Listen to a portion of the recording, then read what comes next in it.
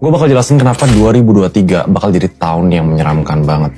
Dan kalau kalian nonton video ini sekarang, kalian bakal jadi salah satu minoritas yang bakal punya waktu buat persiapan biar kalian gak jatuh miskin di tahun depan. Sebenarnya gue bukan niatnya mau nakut-nakutin ya, tapi sebenarnya gue worried. Kebanyakan orang yang gue tanya, kiri kanan teman gue, safe to say mayoritas tuh belum ada persiapan kalau misalnya terjadi apa yang kita nggak mau harapkan di 2023. Pak Jokowi juga sempat mention di BUMN Startup Day, dan kebetulan gue waktu itu jadi pembicara juga. Beliau bilang 2023 bakal jadi tahun yang sangat gelap. Sampai di tahap hampir 20.000 orang tuh mati setiap hari karena pangan. Mereka kelaparan, dan kalau sudah sampai krisis pangan, itu sesuatu yang menurut gue harus diperhatiin banget. Again, gue bukan mau lebay, tapi gue bakal jelasin kenapa tahun depan atau beberapa tahun ke depan itu bakal jadi tahun yang gelap banget. Dan ekonomi global itu sebenarnya kayak domino, kayak lingkaran setan. Kalau misalnya satu jatuh dan yang lain nggak bisa dipertahanin, itu bakal runtuhin semuanya. Sebelum gue bahas apa yang kalian harus lakuin, kalian harus ngerti apa yang lagi terjadi di dunia sekarang. Dan gue bakal bagi ke 5 chapter besar biar kalian bener-bener ngerti seberapa seremnya situasi kita sekarang. Honestly, gue jarang di awal video gue minta kalian untuk share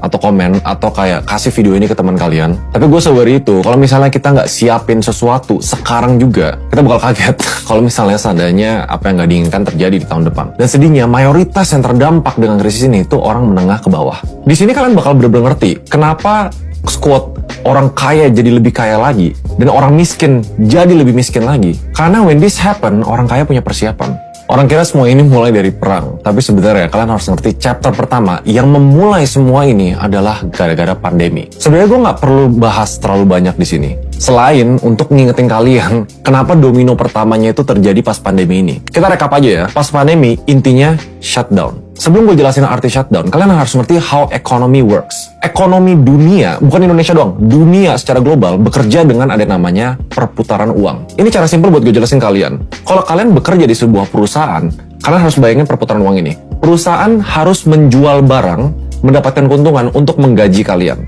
Kalian dapat gaji nih, kalian baru untuk pengeluaran lain. Pengeluarannya apa? Untuk misalnya gadget, jalan-jalan, kehidupan, investasi, yang ujung-ujungnya uang harus muter ke bisnis lagi. Jadi perputaran yang luar biasa besar ini tiba-tiba di stop gara-gara pandemi. Bisnis nggak bisa dapat customer, kita nggak bisa keluar untuk spend uang kita. Kalau kalian ngira ekonomi itu sekedar yang penting uangnya ada terus nggak bakal crash, itu salah besar. Karena ekonomi itu bukan tentang berapa banyak uang, tapi seberapa banyak perputaran uang itu. Nah, banyak yang nggak ngerti ya, dampak dari pandemi ini dan apa yang dilakuin sama Amerika pas pandemi ini terjadi, itu mungkin jadi step one dari semua kegagalan ekonomi dunia ini. Sebenarnya bukan cuma Amerika doang yang ngelakuin ini, on a global level ya, mereka ngelakuin ini. Tapi Amerika yang paling disorot karena mereka paling jor-joran banget. Kalau kalian bisa tebak apa yang dilakuin sama mereka, we go to chapter 2. Step 1 yang dilakuin sama seluruh dunia pas pandemi happen. Kalau kalian ngerti konsep ekonomi tadi, negara mau uang berputar. So what did they do?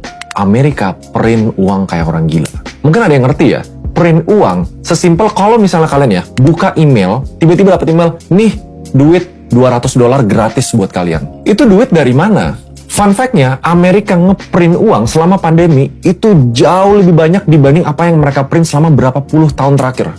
Segila itu. Tujuannya apa? Tujuannya sebenarnya harusnya bagus. Niatnya mereka ngasih uang ke orang-orang yang terdampak pandemi ini. 1, memang biar mereka hidup. 2, biar mereka pakai uangnya untuk memutarkan ekonomi. Biar mereka tetap spending, biar mereka tetap invest, biar uangnya berputar.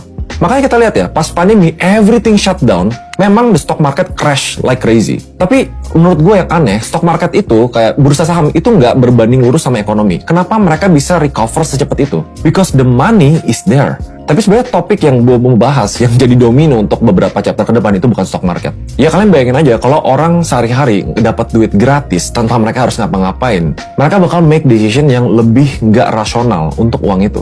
Salah satu opsi yang mereka lakuin untuk spend money adalah invest di properti. Pasti kalian mikir, emang kenapa properti gitu? Ya aman-aman aja dong, atau gimana dong? Tapi kalau kalian lihat semua krisis ekonomi, salah satu yang paling besar krisis properti, housing crisis, di 2008 dan beberapa tahun sebelumnya, mungkin keputusan yang kesannya sepele, dikasih uang gratis investasi di properti, itu kayak, ya udah fine-fine aja, ternyata bisa jadi salah satu dampak yang ngeri banget. Oke, tapi gue gak bakal bahas detail sekarang dulu di chapter ini, karena ada beberapa step yang gue harus bahas dulu, biar kalian ngerti the full picture. Yang penting kalian tahu pandemi shutdown printing money.